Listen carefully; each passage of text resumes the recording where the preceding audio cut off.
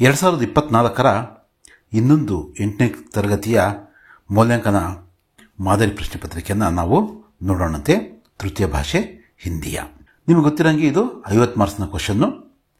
ಈ ಒಂದು ಕ್ವಶನ್ ಪೇಪರನ್ನು ಬಿಡಿಸೋದು ನಾವು 2.5 ಗಂಟೆ ಟೈಮ್ ಸಿಗುತ್ತೆ. ಈಗಾಗಲೇ ನೀವು 2 ಪತ್ರಿಕೆಗಳನ್ನು ಕೂಡ ಬರೆದಿದ್ದೀರಾ. ಇಲ್ಲಿ ನೀವು ನಿಮ್ಮ ಹೆಸರನ್ನು ಬರೀತೀರಾ, ಇಲ್ಲಿ ಸ್ಯಾಟ್ಸ್ ನಂಬರ್ನ ಬರೀತೀರಾ. ಅದಕ್ಕೆ ಬೇರೆ ಆದಂತಹ ಹಾಳೆ, ಅದರ ಮಾದರಿ ಪತ್ರಿಕೆಯನ್ನು ಕೂಡ ನೀವು ನೋಡಿದ್ದೀರಾ. ಇನ್ನು ಇವತ್ತಿನ ಈ ಒಂದು ಪ್ರಶ್ನೆಯ ಪತ್ರಿಕೆಯ ವಿಷಯಕ್ಕೆ ಬಂದರೆ, ಸಂಪೂರ್ಣ ಎಲ್ಲ ಪ್ರಶ್ನೆ ಉತ್ತರಗಳನ್ನು ಕೂಡ ನಾವು ಇಲ್ಲಿ ಬರೆದು ಅಭ್ಯಾಸ ಮಾಡೋಣಂತೆ. ಮೊದಲ ಮೇನು ನಿಮಗೆ ಗೊತ್ತಿದೆ, 16 ಅಂಕಗಳಿಗೋಸ್ಕರ ಇರುತ್ತೆ ಈ ಒಂದು ಮೇನು. ಇಲ್ಲಿ 4 MCQಗಳು ಕೊಟ್ಟಿದ್ದಾರೆ. ನಾವೇನು ಮಾಡಬೇಕು, ಈ ಮಲ್ಟಿಪಲ್ ಚಾಯ್ಸ್ ಇದರಲ್ಲಿ ಯಾವ ಸರಿಯಾದ ಉತ್ತರ ಅಂತ ನೋಡಿ ಬರಿಬೇಕು. ಮೇರೆ ಪಾಸ್ ಏಕ್ ಉಪಾಯ ಹೈ. ಪಾಸ್ ಶಬ್ದಕ ಸಮಾನಾರ್ಥಕ ಹೈ. ಈ ಪಾಸ್ ಅಂತಕ್ಕಂಥದ್ದಕ್ಕೆ ಸಮಾನಾರ್ಥಕ ಪದವನ್ನು ನಾವು ಬರೀಬೇಕು. ಯಾವುದು? ಪಾಸ್ಗೆ ಆಪೋಸಿಟ್ ಯಾವುದು? ದೂರ್. ಇದಕ್ಕೆ ಸಮಾನಾರ್ಥಕ ಪದ ಯಾವುದು? ನಜ್ದೀಕ್. ನಜ್ದೀಕ್ ಅಂತಕ್ಕಂಥದ್ದು ಸರಿಯಾದ ಉತ್ತರ. ಬಚ್ಚ ಬಚ್ಚಿ, ಇಲ್ಲಿ ಪುಲ್ಲಿಂಗ ಇದೆ, ಇಲ್ಲಿ ಸ್ತ್ರೀಲಿಂಗ ಇದೆ. ಹಾಗೆ ಲಡ್ಕ ಇದ್ರೆ ಏನು ಬರೀಬೇಕು ನಾವು? ಲಡ್ಕಿ. ಲಡ್ಕಿ ಅಂತಕ್ಕಂಥದ್ದು ಸರಿಯಾದ ಉತ್ತರ. ಬಿ ಲಡ್ಕಿ ಅಂತ ನಾವು ಬರಿತೀವಿ. ನೆಕ್ಸ್ಟ್, ಪೇಡ್ ಸೆ ಫಲ್ ಗಿರಾ. ರೇಖಾಂಕಿತ ಶಬ್ದಕ ಅನ್ಯವಚನ ರೂಪ. ಇಲ್ಲಿ ಪೇಡ್ ಅಂತಕ್ಕಂಥದ್ದು ಇದೆಯಲ್ಲ, ಇದರ ಬಹುವಚನ ರೂಪವನ್ನು, ಅಂದರೆ ಇದು ಪೇಡ್ ಸಿಂಗ್ಯುಲರ್ ಅಂತ ನಾವು ಪರಿಗಣಿಸಿದರೆ ಇದರ ಬಹುವಚನ ರೂಪವನ್ನು ಬರೀಬೇಕು. ಎ ಪೇಡ್ ಅಂತಕ್ಕಂಥದ್ದೇ ಸರಿಯಾದ ಉತ್ತರ. ಇದು ಪೇಡೆ ಈ ಥರದ್ದೇನು ಬರಲ್ಲ. ಅಕ್ಬರ್ ಖಿಲ್ಖಿಲಾಕರ್ ಹಸ್ ಪಡೆ. ವಾಕ್ಯ ಮೇ ಸಂಜ್ಞಾ ಶಬ್ದ. ಸಂಜ್ಞೆ ಅಂದರೆ ನೌನ್. ಇಲ್ಲಿ ನೌನ್ ಯಾವುದು? ಅಕ್ಬರ್. ಅಕ್ಬರ್ ಅಂತಕ್ಕಂಥದ್ದು ಇಲ್ಲಿ ಡಿ ಅಕ್ಬರ್ ಸರಿಯಾದ ಉತ್ತರ. ಹಾಗೆ ನಾವು 5ನೇ ಪ್ರಶ್ನೆಯನ್ನು ನಾವು ನೋಡೋದಾದರೆ, ಚಂಪಾ ವ್ಯಕ್ತಿವಾಚಕ ಸಂಜ್ಞಾ ಆದರೆ ನದಿ ಜಾತಿವಾಚಕ ಸಂಜ್ಞಾ. ಇದು ದ್ರವ್ಯವಾಚಕ ಅಂದರೆ ಯಾವುದು? ತೂಕ, ಒಂದು ಮಾನಕ ಇರಬೇಕು. ಸಮೂಹವಾಚಕ ಬೇರೆ, ಭಾವವಾಚಕ ಬೇರೆ. ಹಮ್ ಚಲ್ತೆ ಚಲ್ತೆ ಸ್ಕೂಲ್ ಪಹುಂಚತೆ ಹೈ. ವಾಕ್ಯ ಮೇ ದ್ವಿರುಕ್ತಿ ಶಬ್ದ. ಇಲ್ಲಿ ಚಲ್ತೆ ಚಲ್ತೆ ಅಂತ ಇದೆಯಲ್ಲ, ಇದು ದ್ವಿರುಕ್ತಿ ಪದ. ನೀವು ಕನ್ನಡದಲ್ಲೂ ಕೂಡ ಇದನ್ನ ನೀವು ನೋಡಿರ್ತೀರಾ. ಇಲ್ಲಿ ಚಲ್ತೆ ಚಲ್ತೆ ಅಂತಕ್ಕಂಥ ಸರಿಯಾದ ಉತ್ತರ. ಕರ್ನ ಕರಾನ ಪ್ರಥಮ ಪ್ರೇರಣಾಂತ ಕ್ರಿಯಾ ರೂಪ ಕೇಳಿದರೆ ಪಢನ ನಿಮಗೆ ಗೊತ್ತಿದೆ, ಪಢಾನ. ಹಾಗೆಯೇ ನಿಮ್ನಲಿಖಿತ ಮೇಸೆ ಶುದ್ಧ ವಾಕ್ಯ, ಇದರಲ್ಲಿ ಕರೆಕ್ಟ್ ಆದಂತಹ ಒಂದು ವಾಕ್ಯ ಯಾವುದು ಅಂತಕ್ಕಂಥದ್ದನ್ನು ನಾವು ಹುಡುಕಿ ಬರೀಬೇಕು. ಬೆಂಗಳೂರು ಕರ್ನಾಟಕಕ್ಕೆ ಇದು ರಾಂಗ್ ಇದೆ, ರಾಜಧಾನಿ ಅಂತ ಇದೆ. ಬೀರ್ಬಲ್ ಅಕ್ಬರ್ ಕಾ, ಇದು ಮಂತ್ರಿ ಹೈ ಅಂತಕ್ಕಂಥದ್ದು ಥಾ ಅಂತ ಬರಬೇಕಾಗಿತ್ತು, ಹಾಗಾಗಿ ಇಲ್ಲಿ ತಪ್ಪಿದೆ. ಇಲ್ಲಿ ಲಡ್ಕಾ ಪಲಂಗ್ ಸೆ ಗಿರಾ. ಭೋಲು ಘಬರಾ ಗೈ, ಇದು ಕೂಡ ರಾಂಗ್ ಇದೆ. ಸೊ ರೈಟ್ ಆನ್ಸರ್ ಯಾವುದು? ಲಡ್ಕಾ ಪಲಂಗ್ ಸೆ ಗಿರಾ ಅಂತಕ್ಕಂಥದ್ದು. ನೆಕ್ಸ್ಟ್ ಕ್ವಶನ್ ನಾವು ನೋಡೋಣಂತೆ. ಸಹಿ ವರ್ತನೆಯ ಶಬ್ದ. ಇಲ್ಲಿ ಕಬೂತರ್ ಅಂತಿದೆ, ಕಪ್ತರ್ ಅಂತಿದೆ, ಕಬೂತರ್ ಅಂತಿದೆ. ಇದು ಕಬೂತರ್ ಅಂತಕ್ಕಂಥದ್ದು ಸರಿಯಾದ ಒಂದು ಉತ್ತರ. ಇದು ನಾವು ಸೂರ್ಯ ಅಂತ ಅಂದ್ಕೋಬೇಕು. ಈ ಚಿತ್ರಕ್ಕೆ ಸಂಬಂಧಿಸಿದ ಶಬ್ದ ಯಾವುದು ಅಂತಂದರೆ ಇಲ್ಲಿರ್ತಕ್ಕಂಥದ್ದು ಬಿ ಸೂರಿ ಅಂತಕ್ಕಂಥದ್ದು. ಉಲ್ಲು ಬನಾನ ಅಂದರೆ ಮೂರ್ಖನನ್ನಾಗಿಸ್ತಕ್ಕಂಥದ್ದು, ಆ ಒಂದು ಮುಹಾವರೆಯ ಅರ್ಥ. ಎ ಮೂರ್ಖ ಬನಾನ ಸಹಿ ಉತ್ತರ ಹೈ. ಉನ್ಮೆ ಏಕ್ ಶಬ್ದ ಥಾ ಕೆಟಲ್. ರೇಖಾಂಕಿತ ಶಬ್ದಕ್ಕ ವಿಲೋಮ್. ಏಕ್ ಅಂತ ಇದೆಯಲ್ಲ, ಇದಕ್ಕೆ ಆಪೋಸಿಟ್ ವರ್ಡ್ ಅನೇಕ್. ನಿಮ್ನಲಿಖಿತ ಶಬ್ದ ಮೇಸೆ ವ್ಯಕ್ತಿವಾಚಕ ಸಂಜ್ಞೆ. ಇಲ್ಲಿ ವ್ಯಕ್ತಿವಾಚಕ ಸಂಜ್ಞೆ ಯಾವುದು ಅಂದರೆ ಭಾರತ್. ನಿರ್ದಿಷ್ಟವಾಗಿ ಇದಕ್ಕೆ ಹೇಳ್ತಾ ಇದೆ, ಹೆಸರನ್ನು ಹೇಳ್ತಾ ಇದೆ, ಹಾಗಾಗಿ ವ್ಯಕ್ತಿವಾಚಕ ಸಂಜ್ಞೆ. ಕ್ರಿಯಾ ಕಿ ವಿಶೇಷತಾ ಬತಾನೆ ವಾಲಾ ಶಬ್ದ. ಕ್ರಿಯಾ ವಿಶೇಷಣ. ನಿಮ್ನಲಿಖಿತ ಪದ್ಯಾಂಶ ಮೇ ಪ್ರಯುಕ್ತ ತುಕಾಂತ ಶಬ್ದ. ಇದು ಮಾಲಾ ಡಾಲಾ ಅಂತ ಇದೆಯಲ್ಲ ಅದು. ಇಲ್ಲಿ ಎ ಮಾಲಾ ಡಾಲಾ ಅಂತಕ್ಕಂಥದ್ದು ಏನಿವು ರೈಮಿಂಗ್ ವರ್ಡ್ಸ್. ನೆಕ್ಸ್ಟ್ ನಾವು ಕ್ವಶನ್ ನೋಡೋದಾದರೆ, ನಾಲ್ಕು ಸೂಂಗ್ನ, ಮೂಗು ಮೂಸ್ ನೋಡುತ್ತೆ ಅಥವಾ ವಾಸನೆಯನ್ನು ಕಂಡುಹಿಡಿಯುತ್ತೆ. ಕಾನ್ ಅಂದರೆ ಅದು ಕೇಳಿಸ್ಕೊಳ್ಳುತ್ತೆ. ಸುನ್ನ, ಡಿ ಸುನ್ನ ರೈಟ್ ಆನ್ಸರ್.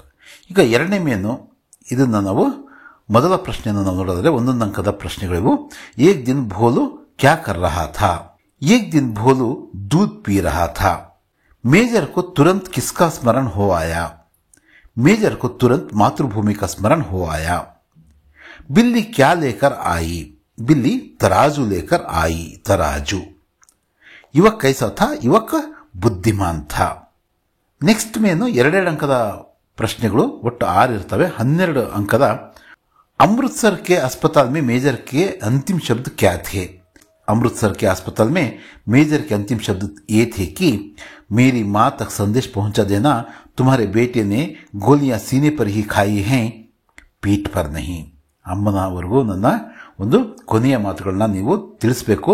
ನಾನು ಬೆನ್ನಿನ ಮೇಲೆಲ್ಲ, ನಾನು ಎದೆಯ ಮೇಲೆ ಗುಂಡುಗಳನ್ನು, ನಾನು ಗೋಲಿಗಳು ಬಿದ್ದಿರ್ತಕ್ಕಂಥದ್ದು, ಗುಂಡುಗಳು ಬಿದ್ದಿರೋದು ನನ್ನ ಎದೆಗೆ, ನಾನು ಧೈರ್ಯವಾಗಿ ಹೋರಾಡಿ ನಾನು ವೀರಮರಣವನ್ನು ಹೊಂದಿದ್ದೀನಿ ಅಂತಕ್ಕಂಥ ಒಂದು ಮಾತನ್ನು ಅಮ್ಮನವರೆಗೂ ತಲುಪಿಸ್ರಿ ಅಂತ ಹೇಳ್ಬಿಟ್ಟು ಆ ವೀರ ಸೈನಿಕ ಹೇಳ್ತಕ್ಕಂಥ ಮಾತನ್ನು ನಾವಿಲ್ಲಿ ಬರೀಬೇಕು.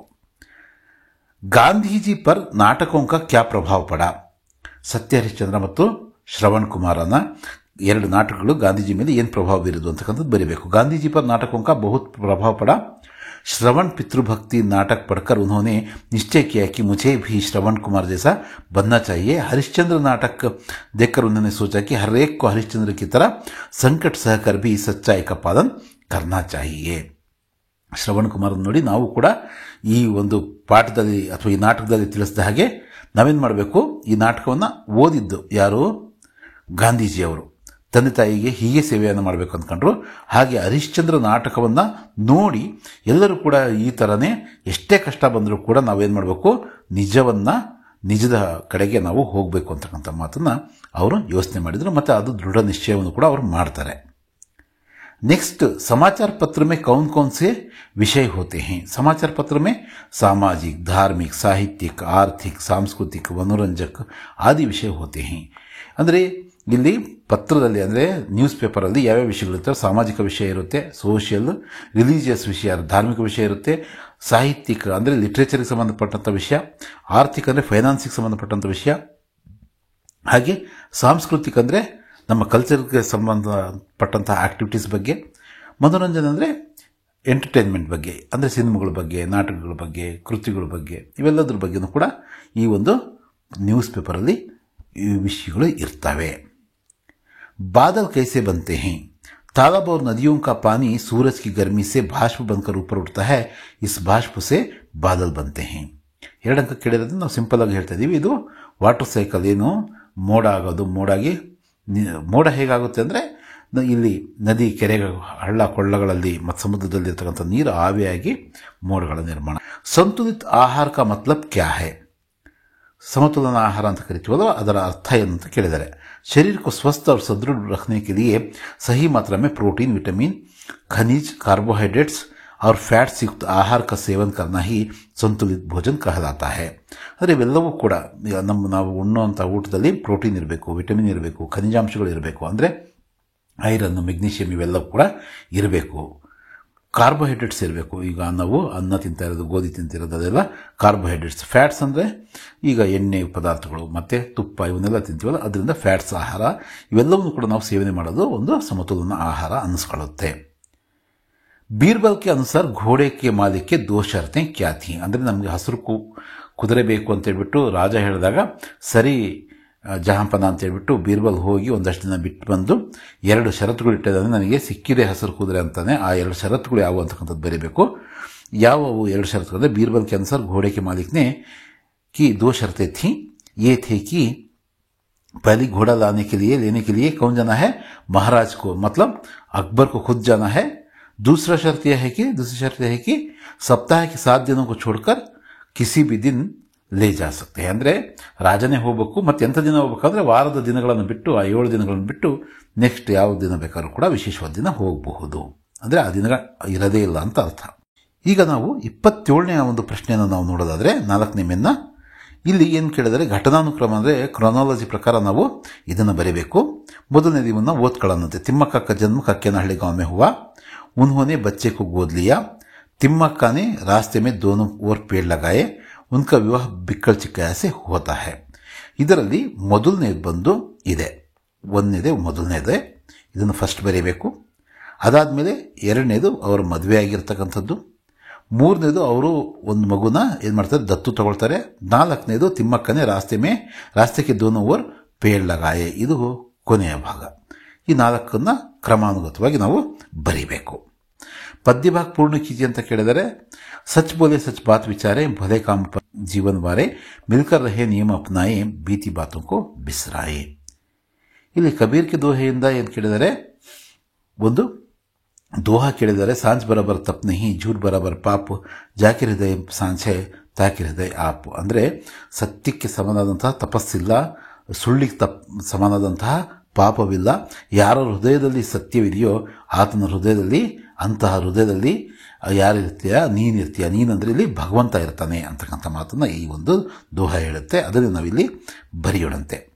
ಪ್ರಸ್ತುತ दोहे को कबीरदास जी से कृत कबीर के दोहे से लिया गया है. ಯಾವುದೇ ದೋಹ ಕೇಳಿ ನಾಳೆ ಈ ಅಷ್ಟು ದೋಹೆಗಳಲ್ಲಿ ಯಾವ್ದು ಕೇಳಿದ್ರು ಈ ಸೆಂಟೆನ್ಸ್ನ ಬರೀಬೇಕು. ಮತ್ತು ಇದನ್ನು ಕೂಡ ಬರೀಬೋದು ನಾವು. कबीर दास जी ने ಇಲ್ಲಿ दाग दीर्घ हाकಬೇಕು.